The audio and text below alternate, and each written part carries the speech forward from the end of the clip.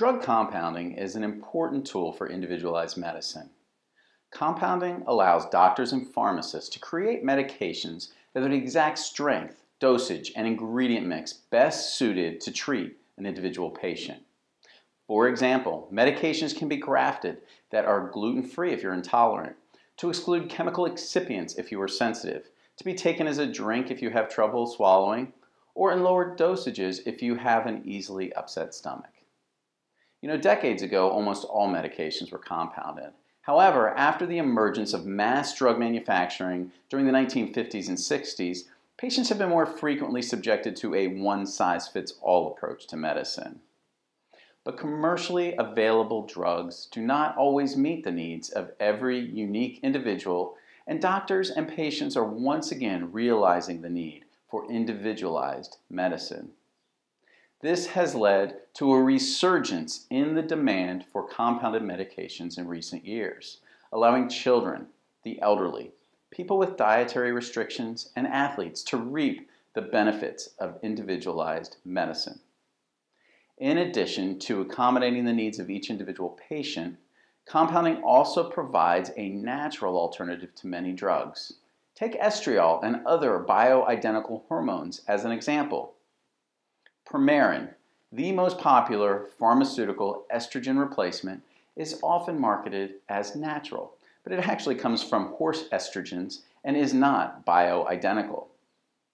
In fact, studies from NIH's Women's Health Initiative, the Journal of the American Medical Association, and the Archives of Internal Medicine have linked synthetic estrogen replacement products to breast cancer, heart attacks, strokes, and kidney stones. This is why it is so important that patients have the choice between synthetic and natural. Almost half of all prescriptions for menopausal hormone therapy in the US are for compounded bioidentical hormones. Why would a patient take synthetics made from animal estrogens when there are excellent human bioidentical estrogen hormones easily available through any compounding pharmacist?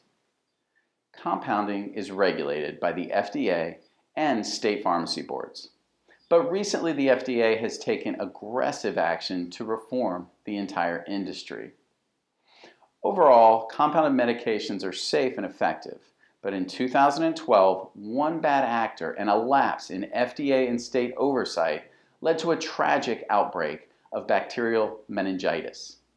Since then, a slew of new regulations were created that have transformed the compounding industry and threaten to severely limit patient access.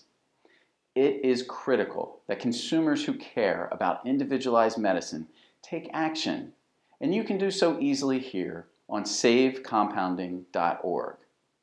SaveCompounding.org is dedicated to keeping patients up to date on compounding and spreading the word about the importance of individualized medicine.